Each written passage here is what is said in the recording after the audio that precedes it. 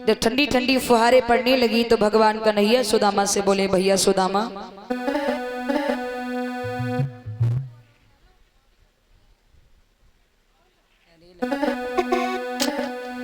काली काली वदिरा सुदामा भैया उठी रही जी।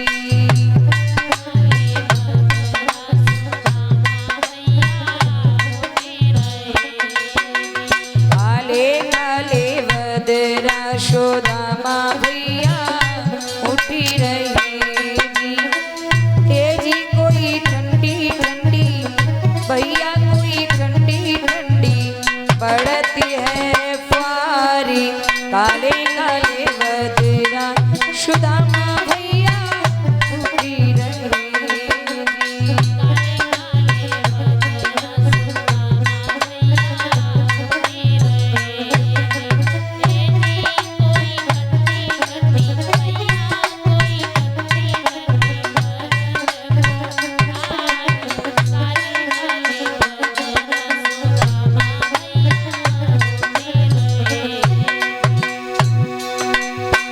दादुर मोर पपिया भैया बोलते जी।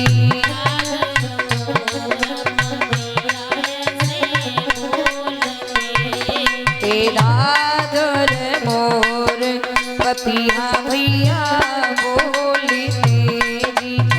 तेजी कोई कोयल भैया कोई कोयल करती की लोली। काले काले वदिरा सुदामा भैया उठी रही जी।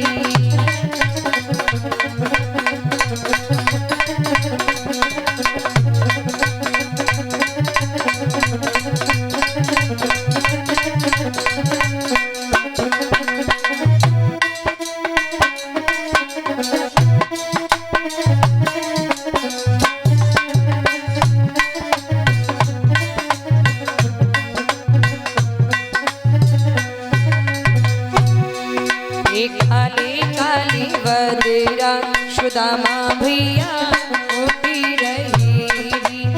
तेजी कोई ठंडी ठंडी भैया कोई ठंडी ठंडी पड़ती है फुहारी। काले काले वदिरा सुदामा भैया उठी रही जी।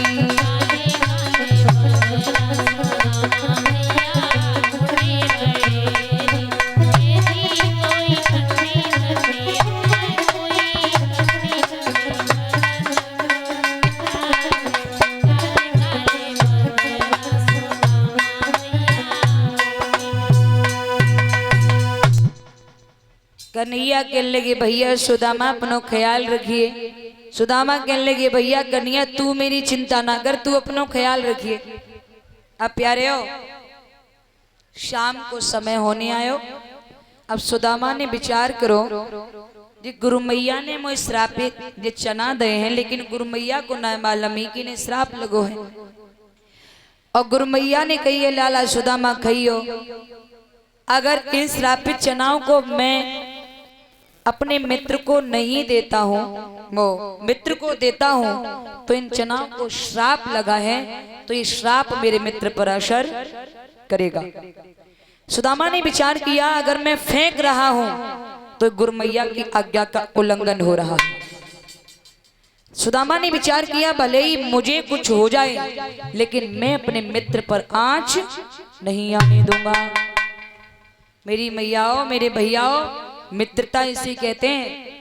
मित्रता इसे नहीं कहते हैं, आजकल लोग मित्रता के नाम पर व्यापार कर रहे हैं। प्यारे, सुदामा ने विचार किया, भले ही मुझे कुछ हो जाए, लेकिन मैं अपने मित्र पर आंच नहीं आने दूंगा। सुदामा ने चुपचाप पोटरी खोली और चना चबल लगे। अब चना कोई ऐसी चीज ना है मैया जो चुपचाप चबे जाए। चना चबे तो कट कट आवाज भाई, और जो कट कट आवाज भाई तो प्यारे सुदामा से कन्हैया बोले, भैया का खा रहे हो? कछु हो तो मुंह को दे दे, कछु हो तो मुंह को दे दे।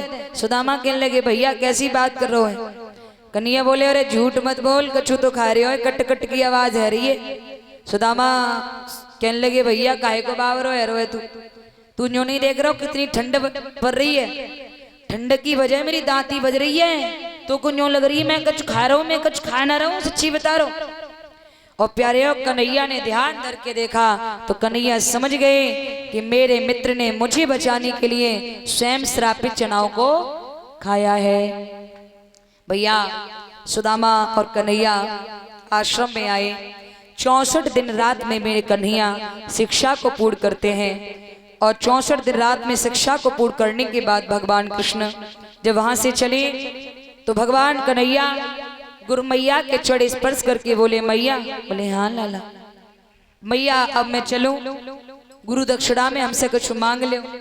तो गुरु मैया ने कहा बेटा समुद्र ने मेरा बेटा लापता कर दिया है, मेरे बेटे को ला कर दे दो। भगवान कन्हैया बोले ठीक है। भगवान कन्हैया समुद्र के पास गए। समुद्र ने भगवान को आते देखा, पुरुष रूप लेकर प्रकट हो गया। कहने लगा बताओ प्रभु क्या सेवा करें। भगवान कहने लगे भैया तुम्हारे जल के अंदर मुझे लगता है हमारे गुरु का पुत्र गायब हुआ है, मेरे गुरु के पुत्र को मुझे ला कर दो। समुद्र ने कहा है प्रभु मैं सच कह रहा हूं, आपके गुरु के पुत्र को मैंने नहीं मारा है। बोले फिर? तो जवाब दिया कि आपके गुरु के पुत्र को हमारे जल के अंदर पंचजन नाम का एक दैत्य रहता है जो शंख जैसा आकार बना के रह रहा है, उसने आपके गुरु के पुत्र को निगल लिया है। प्यारे अब भगवान कन्हैया समुद्र में जल के अंदर गए। पंचजन नाम का दैत्य शंख जैसा आकार लेकर बैठा था तो भगवान ने उसका पेट फाड़ा। पेट फाड़ा तो उसके पेट में भी बालक नहीं निकला। जब बालक नहीं निकला तो पंचजन भगवान से हाथ जोड़कर कहने लगा प्रभु आप हमें जान से मत मारो, हम आपको बताते हैं कि आपके गुरु का पुत्र है कहाँ। भगवान कहने लगे कहाँ है? बोले आपके गुरु का पुत्र यमलोक में है, यम के दूत के वश में है। भगवान कन्हैया पंचजन को साथ में लेकर के प्यारे यमलोक में पहुंचे। यमराज ने भगवान को आते देखा, सिंहासन छोड़ दिया, हाथ जोड़कर बोले कहो प्रभु क्या सेवा करें। भगवान कहने लगे यमराज हमारे गुरु का पुत्र किसी कुकर्मों के कारण यहाँ आ गया है, मेरी आज्ञा है कि अगर वो मरा है तो मेरी आज्ञा है कि उसे जीवित करके मेरे सामने पेश करिए। यमराज से भगवान ने गुरु के मरे हुए पुत्र को जिंदा करके भगवान ले करके गुरु मैया के पास गए और गुरु मैया को गुरु दक्षिणा में मरे भय बालक को जिंदा करके भगवान ने दक्षिणा में गुरु मैया को दो, गुरु दक्षिणा में। उसके बाद भगवान बोले अच्छा मैया मैं चलता हूँ। गुरु मैया बोली लाला बहुत जियो, जुग जुग जियो। भगवान कन्हैया चलते समय सुदामा के भी गले लग कर के रोए। एक बात कही भैया तेरे ऊपर कोई आपत्ति आ जाए तो याद करके तू मेरे पास तक जरूर चलोइए, क्योंकि कन्हैया को मालूम ही कि सुदामा ने श्रापित चनाओं को खाया है, ये चना एक दिन असर जरूर करेंगे। प्यारे कन्हैया तो चले गए, इतनी बात कह के कुछ दिन बाद सुदामा भी अपनी सोरन नगरी को चले गए। सुदामा का विवाह गर्गाचार्य की पुत्री सुशीला के साथ भयो है। प्यारे आए कि झोपड़िया में बैठ के सुशीला कहने लगी पिया अपने महल कितनी दूर है। सुदामा कहने लगे और बाबरी हम तो तेन्यो कहें जो टूटी झुपड़िया मेरो घर है तो करेगी ना। बोले क्यों ना पिया बताइए तो सही। बोले यही टूटी झुपड़िया ही मेरो घर है। प्यारे अब तो धीरे धीरे धीरे धीरे समय व्यतीत हुआ। भगवान की कृपा से सुदामा के आंगन में 4 प्रसव में 4 बच्चों का आना हुआ। धीरे धीरे बच्चे भी कुछ बड़े हुए, लेकिन कंडीशन वो होती गई, वो श्रापित चना जो थे वो अपना असर दिखाने लगे। कंडीशन ये होती गई कि सुदामा के घर में अन्न नहीं रहा, भीख मांगने लगे। लेकिन प्यारे सुदामा 5 घर से ज्यादा कभी नहीं मांगते, सिर्फ 5 घर मांगते थे। मिल जाता तो पा लेते और नहीं मिलता तो हरी इच्छा बोल देते थे। और मेरी मां सुदामा गरीब ही नहीं, सुदामा बहुत बड़ा अमीर भी था। मेरे पिताओं विपदो नेम विपदा संपदो नेम संपदा विपद विस्मरणम विष्णु संपन्न नारायण की स्मृति। जिस व्यक्ति के जीवन में अरबों खरबों की संपत्ति हो और भगवान की भक्ति नहीं है तो व्यक्ति की संपत्ति भी राख खाक धूल के समान है। और प्यारे, हमारे जीवन में एक झोपड़िया है और भगवान की भक्ति है हमारे जीवन में, तो हमसे बड़ा अमीर कोई हो नहीं सकता। बोलिए गोविंद भगवान की। कविराज सब जग निर्धना और धनवंता नहीं कोई, और धनवंता बाई जानी हो जाके प्रभु नाम धन। जिसके जीवन में प्रभु के नाम की भक्ति है, कन्हैया भैया ये समझ लेना कि सबसे बड़ा वही धनवान है। लेकिन जब कलयुग में ना है, ज्यादा भक्ति करना वो पागल कहलाओ जा रहे हो, जो कलयुग में पागल है। और वो कहने वाले भी भूल गए हैं, वो कह तो सही रहे हैं पागल, लेकिन उसका अर्थ गलत ले जा रहे हैं। पागल पागल अभी मैंने बताया था ना, पागल प्रभु को पाने के लिए गल माने लीन हो जाना ही पागल कहलाता है। बोलिए गोविंद भगवान की। प्यारे हो, एक दिन की बात, सुदामा जी भिक्षा लेने के लिए गए, भिक्षा के लिए गए नगर में। तो इधर भगवान कन्हैया ने कहा करो भिखारी को रूप बनाओ, और भिखारी को रूप बनाए कि भगवान कन्हैया सुदामा की झुपड़िया के सामने आए के आवाज लगाई, माता भिक्षाम देही, माता भिक्षाम देही। सुशीला मैया रोवत वही झुपड़िया में से निकली, बोली बाबा मैं घरे कछु ना है, ए देवी कछु तो है गो। मैया बोली बाबा मैं सच कह रही हूं, मेरे घर पे कछु ना है। ए मैया कछु तो है गो। मैया बोली बाबा मेरे घर पे शूतक है। शूतक? बोले हाँ। भगवान बोले काय को, मरे को या जन्मे को? मैया बोली बाबा जन्मे को। भगवान बोले देवी काय को, छोरा को या छोरी को? सुशीला बोली छोरी को। भगवान बोले देवी वो छोरी को नाम का है?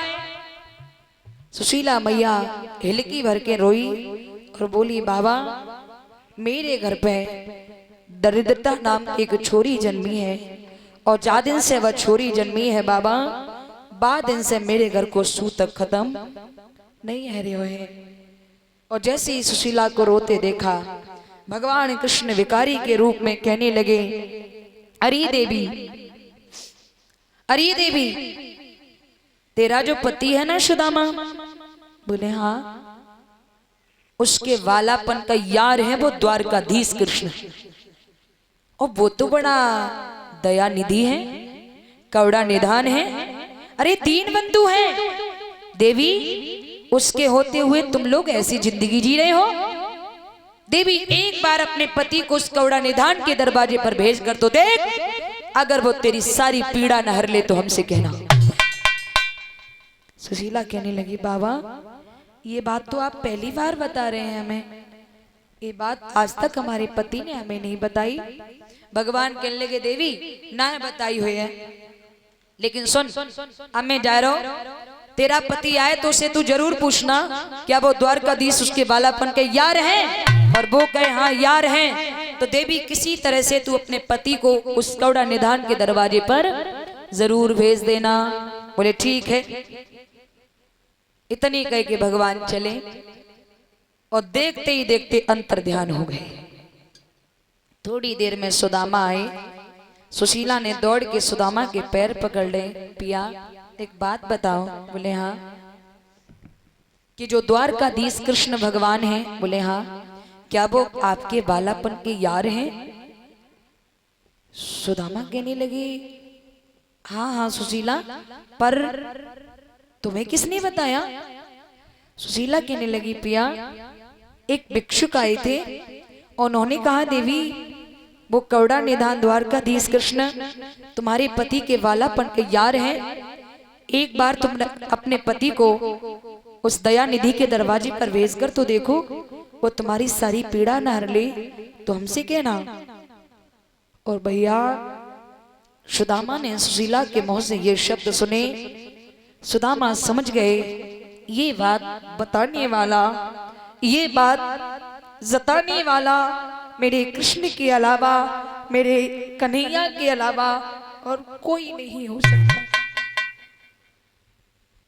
कृष्ण का नाम ले लेकर सुदामा बहुत रोए। बारे कन्हैया, बारे कन्हैया। भैया सुदामा कृष्ण का नाम ले लेकर बहुत रोए। सुशीला जिद करने लगी, पिया एक बार अपने बालापन के यार से मिलने चले जाओ। सुदामा रोए के बोले, ओरी बावरी, बू कहाँ है द्वारकाधीश, मैं कहाँ हूं दर दर पे भटकन वालों भिखारी, अरे का मुंह को पहचाने गो। और रोए की सुदामा बोले, सुशीला क्यों है गई बावरी नारी, हो नारी को पूछे बात गरीबी में।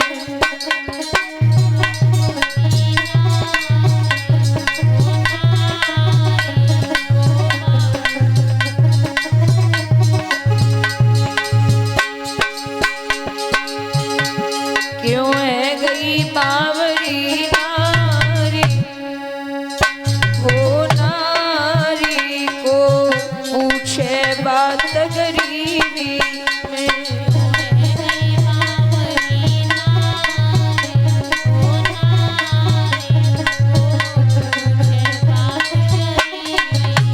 शीला फूटो तो कठौती फूटी,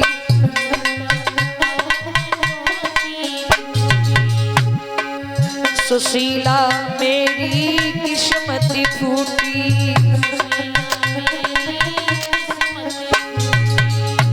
मेरो ठाड़ो हसे परिवार, परिवार को पूछे बात गरीबी।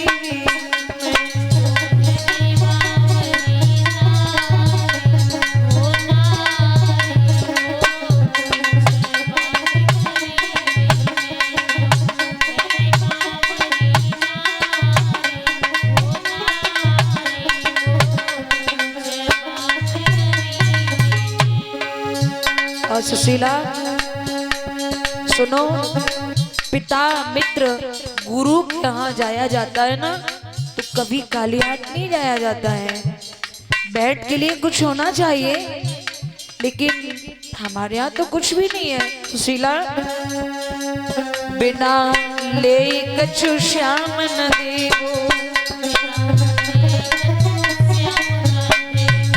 सुशीला कैसी दुख मिटेगो,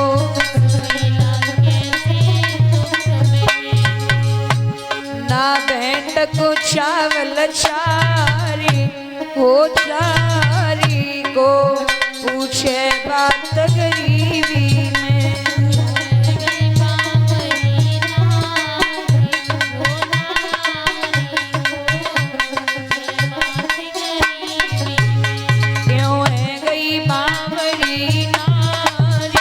हो नारी को पूछे बात गरीबी में।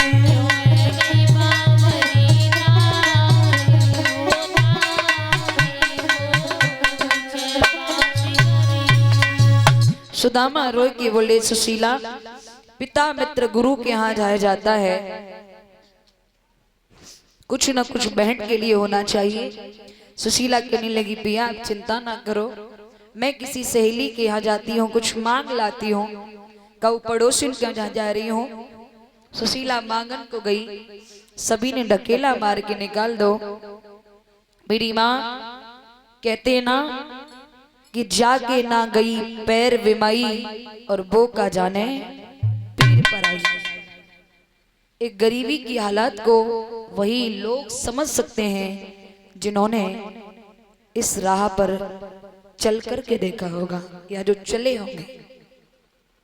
प्यारे कहते हैं कि बनी के चेहरे पर लाखों निशान होते हैं, और बनी की जब बिगड़ती है तो दुश्मन हजार होते हैं। सुशीला मांगन को गई, और प्यारे ये बात बिल्कुल सत्य है।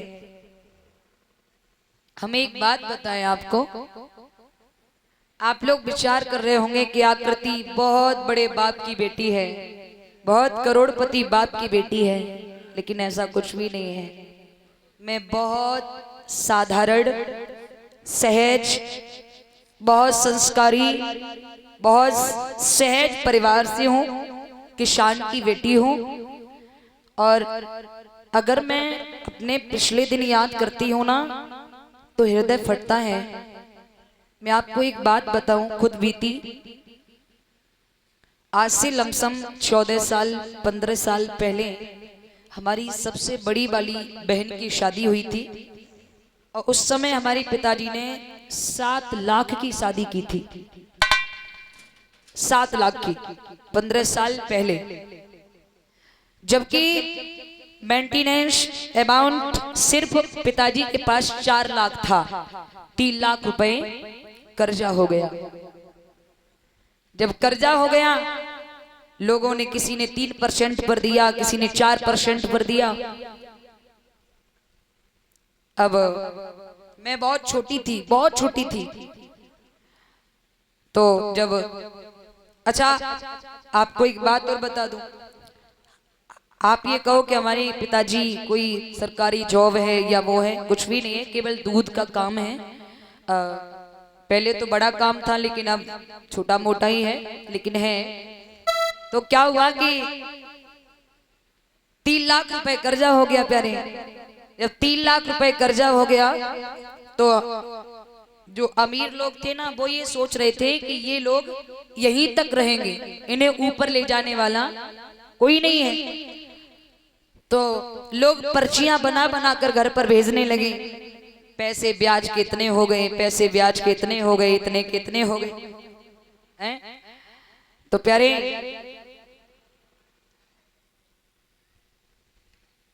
जब अब 3 लाख रुपए के कितने हो गए, 3 त्रिका 9,000 रुपए महीने हो गया 3% से प्यारे।